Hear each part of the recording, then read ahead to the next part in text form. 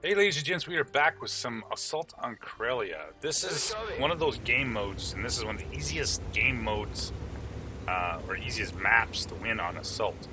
And it's all about owning the center and defense of this map, not overplaying it. That's a better word for it. And of course, owning the center. If you want to win Assault on this map in Karelia on the attacking side, have to own the middle. There's absolutely no way around it. You have to be able to hold or at least catch the center here and try to get all the way up to the bottom of their base here. So you're going to see me here when the Udes try to do this. I pull in here next to find the bad chat, and there's a pretty easy way to get here. There's a bunch of rocks to cover yourself here, and I'm going to pick up a lot of spotting damage here on this Batchat 25T. He is too busy trying to run here. Take a quick shot here. Can't pick up the IS-3 and the 705A as you go up the hill. We need to get around the corner here before I get smacked by the next target. Pick up a shot from him, and we're on the run to get underneath the hill. Without controlling the center here, you're not able to assault very well for a reason. By holding the flanks and having those guys out, because these guys play it well. The defenders here in this game, the 705A and the IS-3, and of course the Leopard 1 and the 430U have moved out to the flanks to at least supply eyes. But the problem is not holding the center. They're not going to be able to do squat now for one reason here. Pick up the VK, pick up the T44-100. Why he's hanging out there, I don't know. There'll be a T10 there as well. Doesn't make any sense. T95 is also playing the heavy assault tank sniper. Makes perfect sense, right? Why would not in the T95 would you not play that way? There we go. Pick up the T95. What holding the center does is allow you to, for a couple different things, allows you to gain cross shots on these flanks. Specifically this one.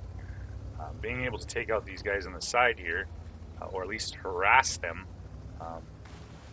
is a big deal here. We're going to pull on over here. We're going to try to get in position to get shots on that 430U and that Leopard 1.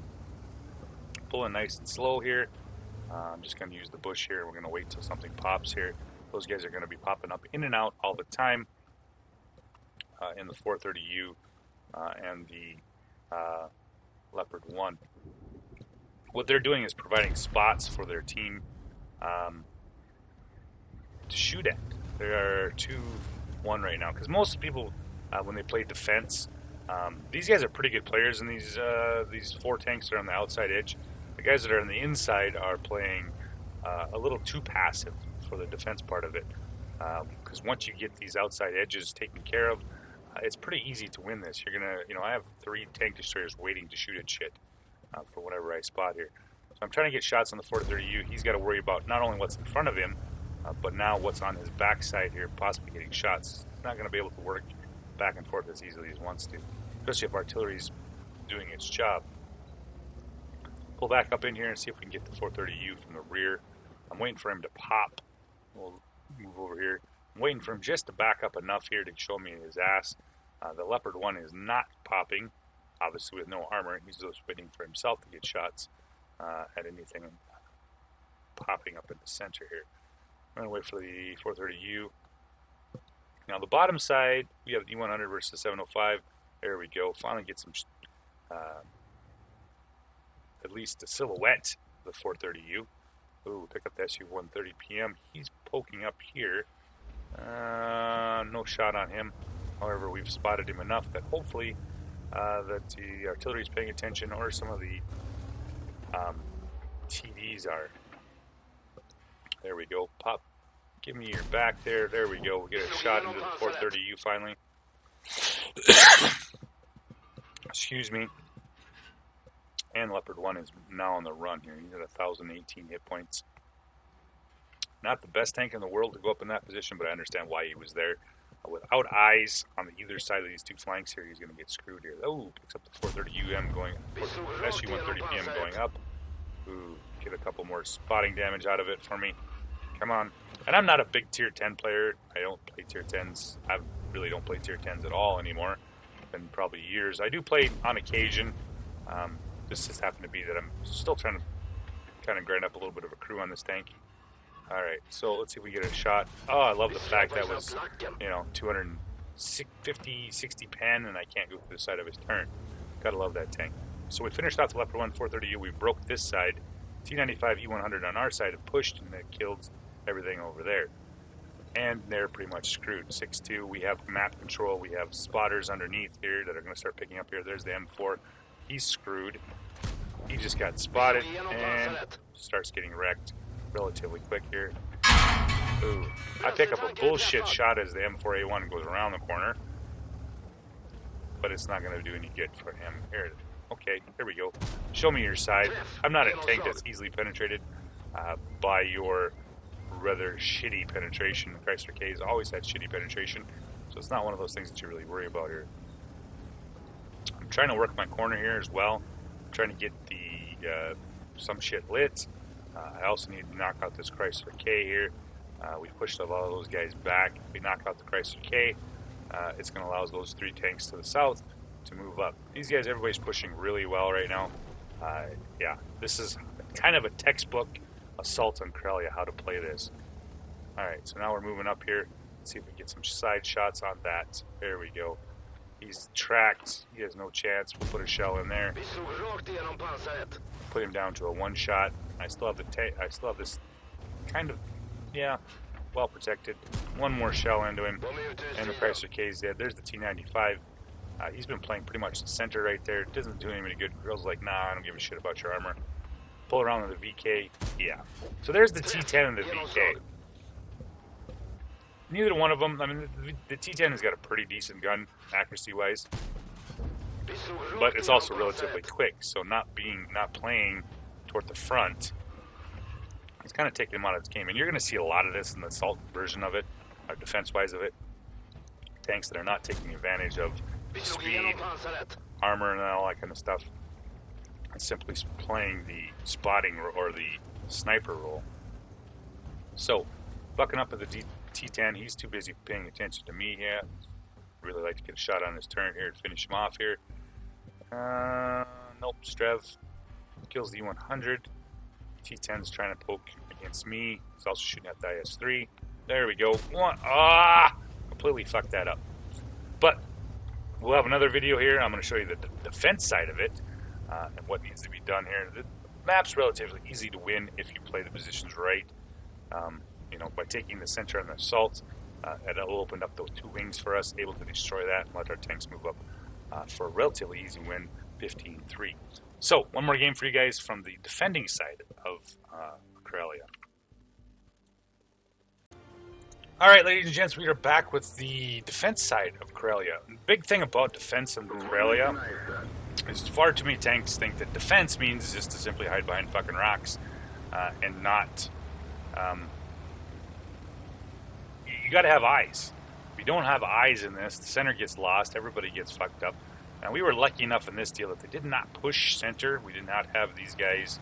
For example, the LT did not go where he should. The 6x6, yet to figure out what the fuck he was doing over here with me. But he was over here. So I got Death with me and Cad. We're both pushing up here. Cad's on the far flank on the T44 on the other side. But we're pushing up here relatively quick. Get spotted right off the bat. That's alright. As long as artillery doesn't decide to find a shot on me. We're going to push up here to this rock. Now, the thing about these far outside edges is you want to make sure you don't die.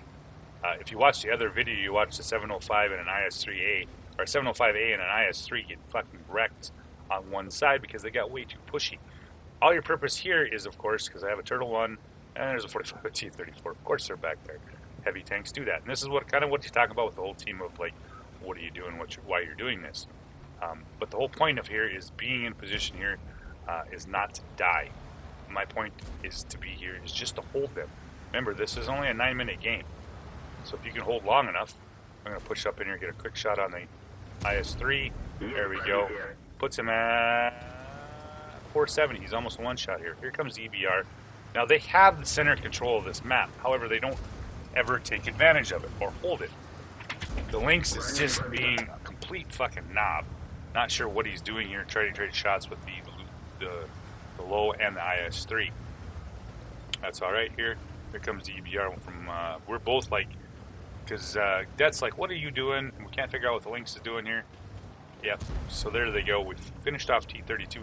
Now we've both moved out of the flanks, however the center is wide open.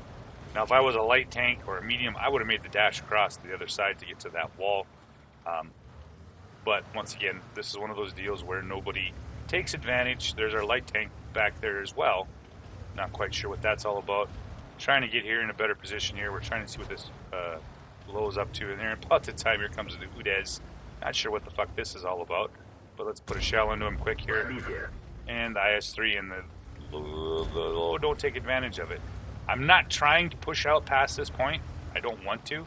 All I'm doing here is keeping these guys back far enough here. I have a shit ton of tanks behind me to shoot at these guys if they decide to get pushy. I'm just pretty much playing this position to hold it. There's the EBR, finally gets to center.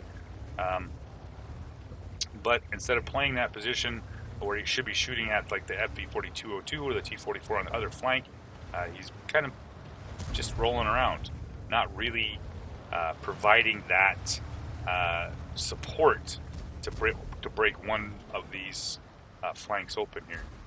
So Death moves up here, Lynx moves up here, and then all of a sudden Progetto 46.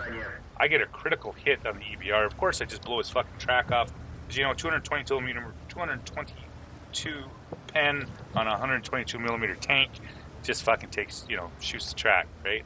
About that time, here comes the Progetto. He wants to take a shot at me as well. That's all right. We'll hang out right here. Holding the flank is all I'm doing. Oh, Progetto, yep. You can fire all you want. This Lynx, just, I didn't quite figure out what this was all about.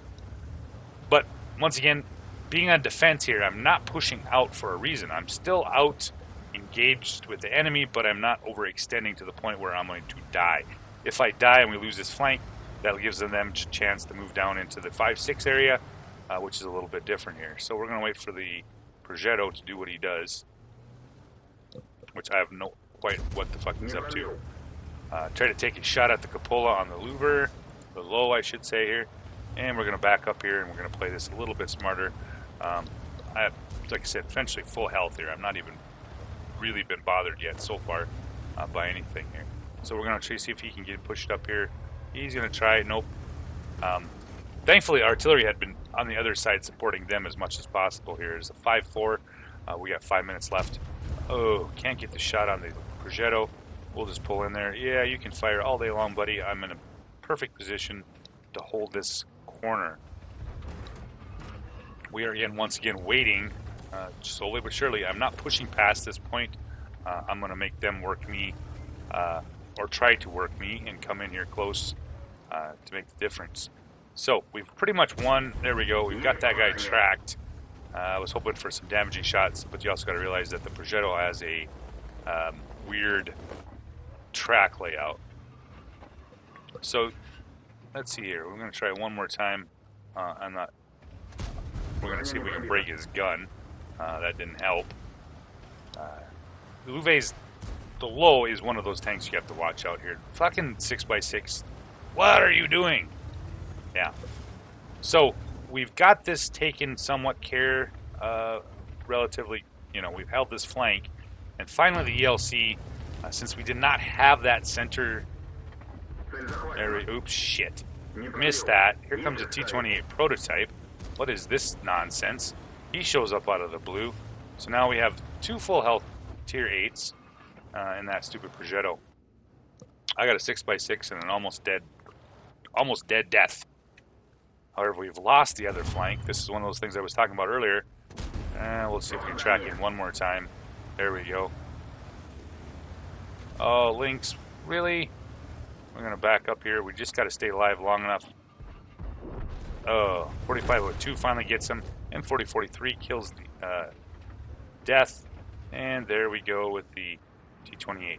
Oh, what are you going to do? There you go. Gives me a shell on the side. We bounce that shit. We're going to back up here. We are sitting 9-9 right now with 3 minutes left. They still have a chance, and that's about the time they decide to go push, and down they come here. Here comes a 6x6. I do have support here. I'm going to try to get here behind. Oh, he fucking HEs me. Finishes off the T-28 prototype. And Louvet's finally penetrated me. But I do have support. Like I said, I have a T-34 behind me, and now the Lynx is finally being useful. There we go. And now we're going to rush him so he cannot penetrate me, because I need to get this flank killed relatively quick. Now, what I was talking about earlier in the first video, how eventually, oh, M4043, did I just bounce 1,050 from the M4043? Yeah, that's how badass this tank is. So, we've knocked this all out here. It is still 11-10. This could go both ways. T-34 is right there. T-34 is not, yeah, mostly full health, as well as a turtle. So we have a Scorpion G and a Centurion, and of course that artillery. And we're going to have to make a show of this. Now, what I was talking about earlier, they did finally get some tanks behind to clean out the one line, but it took them way too long. And that's what I was talking about in the first video. By owning that center of the map, allows you to get to the flank shots and open up at least one or maybe possibly two of the flanks. You can also make the run for this little hidey hole right down here and work the corner. However, the other side works a little bit better. But it was too long developing for them, so they're not able to finish this like they did in the first game. So, didn't overextend on either side. That's kind of the key. Overextending on those and then dying leaves that flank wide open here. So there's a Centurion 1. He's making a run for it. Can't get a shot on him. So we're going to have to see. Oh, he's got 200 health left. Let's see if we can pick up the Centurion 1 before I get artilleried by that. Yeah, there we go. Pick up the Centurion 1, finish him off, and we're going to have to truck on over here. Maybe possibly pick up the M4043. That's always nice. Oh, there he is. The Lynx has finally picked him up here. Can I do it? There we go. Pick up a nice shell on the rear of the M4043, and we're off to the races. I think the Lynx is possibly, maybe, nope, he missed. But so hopefully this helps you guys out if you're kind of wondering about this whole assault thing. Holding those outside edges on defense is key. Even if you do lose one, if you lose both, then you're kind of fucked. But for the most part, holding the outside edges, not overextending, and just simply waiting for the time to run out is always a sure winner. So with that said, guys, thanks for watching and have a good night.